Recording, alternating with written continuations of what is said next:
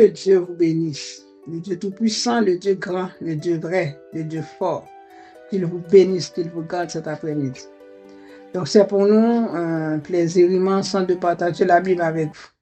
Et nous allons trouver cet après-midi dans le livre de Jean, le chapitre 4, le verset 23. Mais l'heure vient, et elle est déjà venue, où les vrais adorateurs adoreront le Père en esprit et en vérité.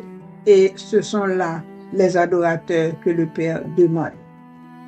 Le Seigneur, dans son entretien avec la femme samaritaine, a établi une différence entre les adorateurs. Tout le monde dit qu'ils adorent Dieu. Tout le monde adore. Tout le monde adore.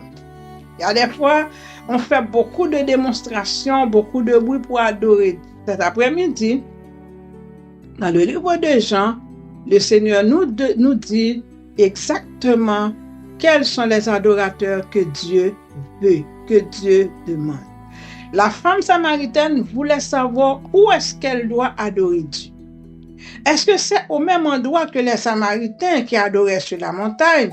Donc le Seigneur Jésus disait qu'ils adoraient ce qu'ils ne connaissaient pas. C'est-à-dire qu'il arrive des fois qu'on dit qu'on est en train d'adorer Dieu, mais ce n'est pas Dieu que vous adorez. Vous adorez quelqu'un d'autre, quelqu'un que vous ne connaissez même pas. Donc le Seigneur a répondu à la femme. L'heure vient et elle est déjà venue. Ce n'est ni à Jérusalem, ni sur la montagne qu'il faut adorer Dieu, mais qu'il faut l'adorer en esprit et en vérité. Jésus a dit qu'il faut adorer Dieu en esprit et en vérité. Et il dit que ce sont là les adorateurs que le Père demande, ceux qu'il adore en esprit et en vérité, les vrais. Donc s'il y a de vrais adorateurs, il y a de faux adorateurs. Donc, Abraham explique qu'est-ce que cela veut dire adorer Dieu. Lorsqu'il avait le mandat d'offrir son fils en sacrifice, son unique, Isaac, Dieu l'avait bien mentionné, celui que tu aimes, ton fils unique, Isaac, Dieu l'a bien mentionné dans le livre de la Genèse.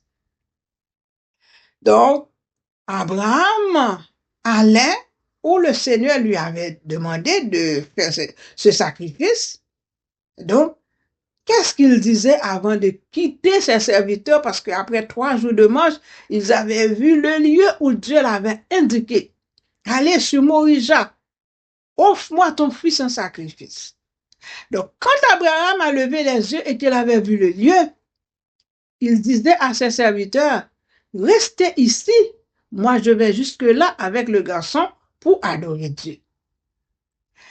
Lorsque Abraham avait fait tout ce qu'il devait, et ensuite il levait le couteau pour égorger son fils, le Seigneur ne l'avait pas permis de le faire, parce qu'il y avait un bélier qui était resté avec ses cornes, était pris dans le piège. Donc il avait offert le bélier en place d'Isaac. Qu'est-ce que Dieu disait ensuite? Il disait à Abraham, je vois maintenant que vous avez la crainte de Dieu parce que vous m'avez obéi.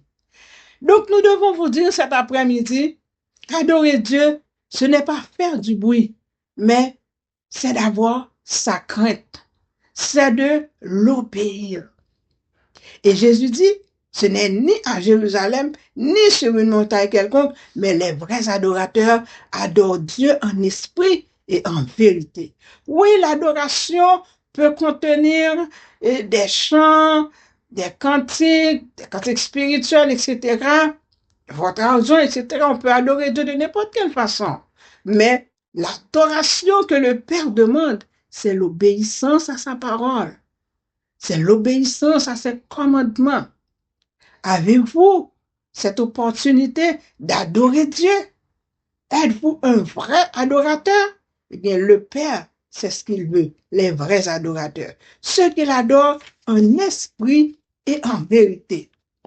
Ce n'est pas juste la bouche, ce n'est pas juste faire du bruit, danser, mais ça doit sortir du cœur.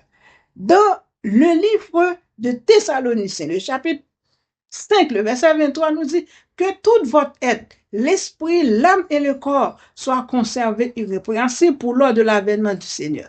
C'est-à-dire que lorsque vous dites que vous adorez Dieu, il faut que ce soit avec votre corps, votre esprit, votre âme, votre être tout entière qui doit adorer Dieu. Et cela doit se faire en esprit et en vérité. Ce n'est pas quelqu'un qui va vous forcer pour vous dire adorer, adorer. Non. Adorer Dieu, c'est l'obéir. Oui, ça peut contenir les autres choses que nous avons l'habitude de faire, mais la chose clé, c'est obéir à Dieu. Faites ce qu'il vous dit. Comme Marie disait à ceux qui étaient aux noces de Cana en Galilée, faites ce qu'il vous dira. Faites ce que Dieu vous dit de faire, alors vous l'adorez. Lorsque vous obéissez à sa parole, c'est ça, les vrais adorateurs, qui l'adorent en esprit et en vérité, et c'est ce que le Père demande. Que le Seigneur vous bénisse.